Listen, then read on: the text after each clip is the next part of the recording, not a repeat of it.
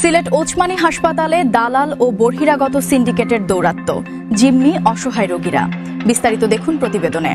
Sylhet MAG Osmani medical college হাসপাতালে সেবা নিতে আসা অসহায় ও মুমূর্ষু রোগীদের ঘিরে গড়ে উঠেছে শক্তিশালী এক দালাল ও সিন্ডিকেট চক্র। 900 শয্যার এই হাসপাতালে প্রতিদিন গড়ে 2000-এরও বেশি রোগী সেবা নিতে এলেও স্থানীয় প্রভাবশালী মহলের ছত্রছায়ায় থাকা এই চক্রের কারণে চরম ভোগান্তিতে পড়ছেন তারা।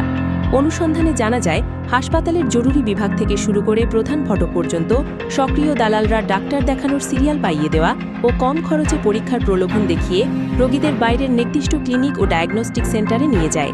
অনেক ক্ষেত্রে হাসপাতালের ভেতরে ল্যাবের সুবিধা থাকা সত্ত্বেও কৃত্রিম সংকট তৈরি করে রোগীদের চড়া মূল্যের বাইরের ফার্মেসি থেকে ওষুধ কিনতে বাধ্য করা হচ্ছে।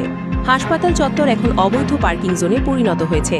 বেনামি ও ব্যক্তি মালিকানাধীন অ্যাম্বুলেন্সগুলো জরুরি চলাচলের পথ আটকে রাখায় প্রতিনিয়ত সরকারি অ্যাম্বুলেন্সগুলো তীব্র যানজটে পড়ছে। এছাড়া মৃতদেহ ও রেফার্ড রোগীদের পরিবহনের ক্ষেত্রে এই চালক সিন্ডিকেট স্বজনদের জিম্মি করে অতিরিক্ত ভাড়া আদায়ের অভিযোগ রয়েছে। হাসপাতালের অভ্যন্তরীণ অবকাঠামো চরম ঝুঁকিপূর্ণ। চলাচলের রাস্তার পাশে ভাঙা ম্যানহোল সিমেন্টের বস্তা দিয়ে ঢেকে রাখা হয়েছে, যা যেকোনো সময় বড় ধরনের দুর্ঘটনার কারণ হতে পারে। এছাড়া প্রধান ফটক ও বাউন্ডারির ভেতরে অবৈধ দোকানপাটের কারণে গড়ে ওঠা হকারদের জটলা হাসপাতালের স্বাভাবিক পরিবেশ ও নিরাপত্তা বিঘ্নিত করছে। এ বিষয়ে জানতে চাইলে হাসপাতালের সহকারী পরিচালক ডাক্তার কাজী আবদুল্লাহ কায়সার বলেন, হাসপাতালের পরিবেশ রক্ষায় আমরা নিয়মিত তৎপর রয়েছি। দালাল নির্মূল ও শৃঙ্খলার বিষয়ে আমরা আইন শৃঙ্খলা রক্ষাকারী বাহিনীর সাথে নিয়মিত যোগাযোগ রাখছি এবং সমস্যা সমাধানে দ্রুত প্রয়োজনীয় পদক্ষেপ গ্রহণ করা হবে।